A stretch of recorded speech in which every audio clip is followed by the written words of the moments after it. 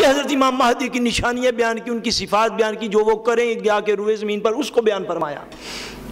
میں صرف یہ نقطہ آپ کی خدمت میں عرض کرنا چاہتا ہوں، وہ یہ کہ آج سے 1400 سال پہلے، 1450 سال پہلے سیدنا امام حسن و حسین رضی اللہ تعالیٰ عنہما بھی، وہ بھی حضور کی اولاد، اور قیامت کے قریب جا کے پیدا ہونے والے سیدنا امام مہدی وہ بھی حضور کی اولاد۔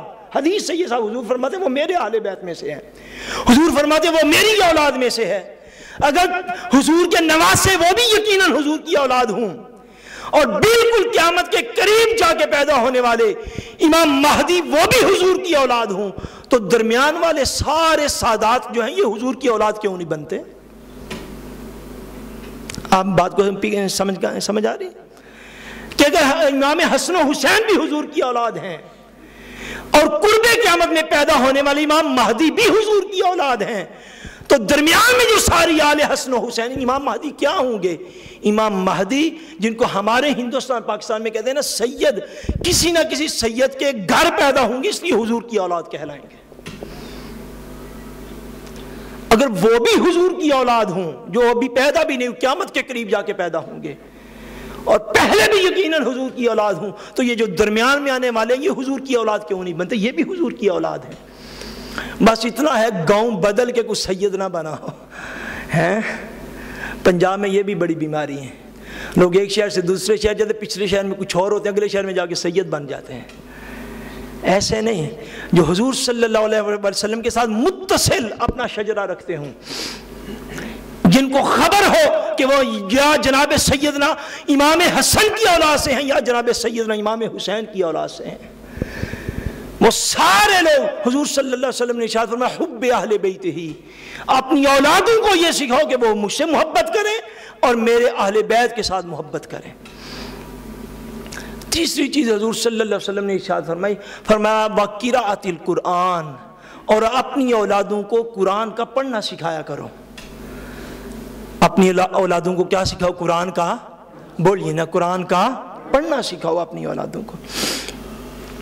اور ایک مقام پر نبی اکرم صلی اللہ علیہ وسلم نے ارشاد فرمایا جس شخص نے اپنی اولاد کو قرآن مجید کا پڑھنا سکھا دیا، کس چیز کا پڑھنا؟ جس کی اولاد بس ناظرہ قرآن مجید پڑھنے لگ گئی اور اس نے قرآن مجید پڑھ لیا، ختم کر لیا، وہ صحیح پورے درست لفظ ادائیگی کے ساتھ قرآن مجید کو پڑھتا ہے، فرمایا جس نے اپنی اولاد کو اللہ کا قرآن پڑھنا سکھا دیا، اس والدین کے فرمایا اگلے پچھلے گناہ معاف کر دیے گئے، ان کی آخرت کے لیے یہی نیکی کافی ہو گئی۔ اور فرمایا جس نے اپنی اولاد کو قرآن حفظ کروا لیا، اپنی اولاد کو قرآن حفظ کروا لیا، فرمایا وہ والدین جب قیامت والے دن اٹھیں گے ان کے چہرے یوں چمک رہے ہوں گے جیسا 14ویں کا چاند چمکتا ہے۔ اور فرمایا اللہ کریم اس حافظ اولاد کو یہ فرمائے گا کہ تو اللہ کے قرآن کی ایک آیت پڑھ، والدین کو نہیں، حافظ اولاد کو فرمائے گا تو قرآن کی ایک آیت پڑھ، حافظ اولاد قرآن کی ایک آیت پڑھے گی، اللہ والدین کے ایک درجہ بلند کرے گا، دوسری آیت پڑھے گی دوسرا درجہ بلند کرے گا، تیسری آیت پڑھے گی تیسرا درجہ بلند کرے گا۔ فرمایا نبی کریم صلی اللہ علیہ وسلم نے جتنا روز معاشر کھڑا ہو کے حافظ اولاد قرآن سنا سکے گا اتنی درجے اللہ کریم والدین کے بلند کرتا چلا جائے گا۔ یہ فرمایا وقراءۃ القرآن، اپنی اولادوں کو قرآن کا پڑھنا سکھاؤ، اپنی اولادوں کو کیا کر بولیے؟ قرآن کا پڑھنا سکھاؤ۔ ایک مقام پر حضور صلی اللہ علیہ وسلم نے ارشاد فرمایا، یاد رکھ لیں، حضور نے صحابہ کو فرمایا کیا تمہارا جی نہیں چاہتا؟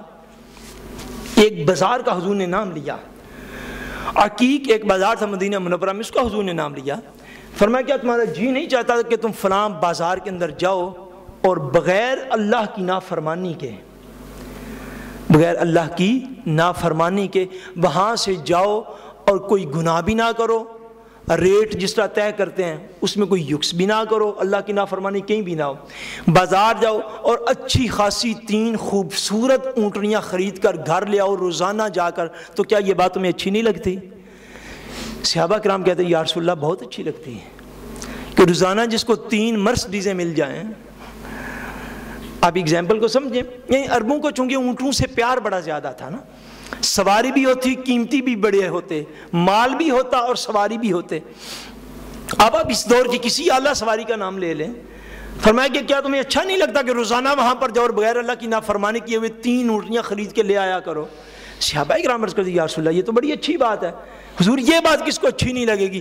فرمایا اگر ایسا ہے تو پھر تم ایسا کیوں نہیں کرتے کہ روزانہ مسجد میں جاؤ اور جا کر یا تو اللہ کے قرآن کی ایک آیت سیکھ لو یا ایک آیت کسی کو سکھا دو۔ فرمایا کیوں ایسے نہیں کرتے؟ فرمایا جس نے ایک آیت خود سیکھ لی یا ایک آیت کسی کو سکھا دی اس کا اجر اسی طرح ہے گویا کہ اس کو رب کی بارگاہ سے اونٹنی مل گئی۔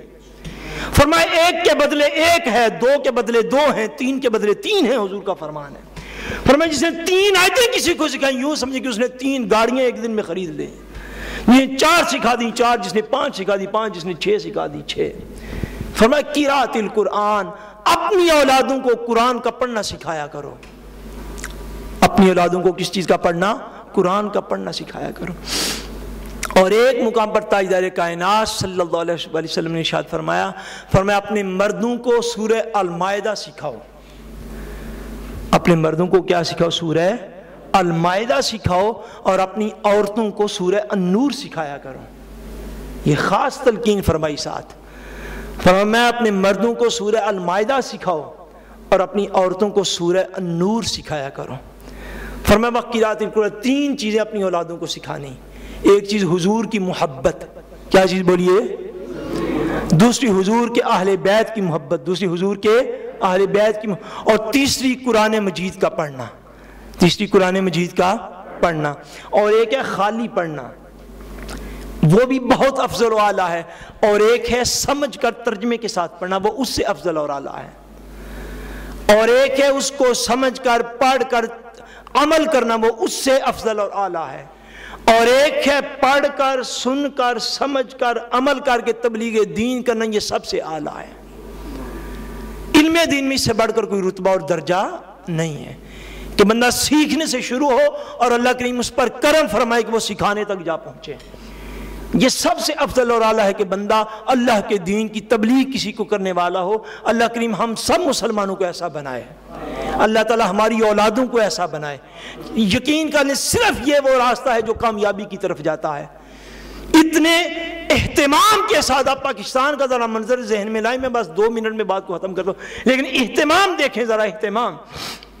صبح یہاں پر بھی وہاں پر بھی ماں بچوں کو تیار کر رہی ہے، ماں بچوں کو کھانے کھلا رہی ہے، ماں بچوں کو یونیفارم پہنا رہی ہے، یونیفارم پہنا کے بچے کو بر وقت تیار کر رہی ہے، پھر سکول کی وین جو لینے آتی ہے اس کے کرائے دے رہی ہے، اور وہ کرائے دے کر مہینے کی 1000 روپیہ فیس جمع کروا رہی ہے۔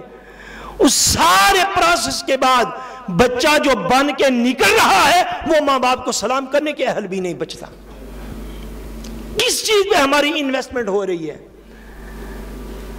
اور حالت ہماری مسلمان ملکوں میں یہ ہو چکی کہ جب انگلش ایجوکیشن کسی کو دلوانی ہو، سیکولر ایجوکیشن، جہاں پر پڑھنے والے بچے ان کے اندر حب نبی بھی ویسا نہیں ہے، ان کے اندر حضور کے اہل بیت کی محبت بھی ویسی نہیں ہے، قرآن کا پڑھنا بھی ویسا نہیں ہے، اس پر ہزاروں لاکھوں روپے کی انویسٹمنٹ کرنے کے بعد بچتا کیا ہے؟ بچتا جنازے کے وقت دیکھنا ہے، بچتا کیا ہے؟ بچتا یہ ہے کہ جب جنازہ پڑھا جا رہا ہوتا ہے، سیکولر ایجوکیشن میں پلے ہوئے بچے میں نے دیکھے ہیں جن کو نماز جنازہ کی دعائیں نہیں آتی، اپنے والدین کے جنازے میں کھڑے ہیں۔ لاکھوں روپے لگا کے بعد ہمیں کیا ملا والدین کو؟ اور دوسری طرف یہ عالم ہے، اب عالم اسلام میں بھی یہ حال ہو چکا کہ یہ اتنے اہتمام کے ساتھ ساری تیاری کروا کے جا رہی ہے، اور اسی محلے کے قاری صاحب فجر کی نماز کے بعد مسجد کا سپیکر آن کر کے کہتے ہیں او لوگو خدا کے لیے قرآن پڑھنے کے لیے بچوں کو مسجد میں بھیج دو۔ بدترین زوال ہے لوگوں، بندگان خدا، یہ بدترین زوال ہے کہ قرآن پڑھنے کے لیے پڑھانے کے لیے والدین تیاری بھی نہ کریں، کوئی یونیفارم نہیں ہے، کوئی کچھ نہیں ہے، تیاری بھی نہیں کرتے، بچے کو بر وقت بھیجتے بھی نہیں، اعلان کرنے پڑتے ہیں، پھر بلانے پڑتے ہیں، پھر میسج دینے پڑتے ہیں، پھر ٹیلی فون کرنے پڑتے ہیں، اس کے بعد بھی آگے سے 1000 قسم کی باتیں اور نخرے سننے پڑتے ہیں۔ اس کے بعد جا کے لوگ قرآن پڑھانے پہ تیار ہیں، وہ بھی یوں کہ معاذ اللہ پڑھانے والوں پر احسان بھی ہے کہ ہم آپ سے پڑھا رہے ہیں، یہ بھی ہمارے اوپر پھر پلٹ کے احسان ہے۔ جب تک یہ مائنڈ لیول سیٹ کب ہوگا؟ جب دین کی مجالس میں آگے ہم سیکھنے کی نیت سے آیا کریں گے، سیکھنے کی نیت سے آگے دعا کیجئے کہ اللہ کریم ہم سب کی اولادوں کو قرآن کا نور عطا فرمائے، آپ نے نبی کے اہل بیت کا نور عطا فرمائے، حضور کی محبت کا نور عطا فرمائے، اس میں ہم سب کی بہتری ہے، ہم سب کا خاتمہ بالایمان فرمائے۔ وما علینا الا البلاغ المبین۔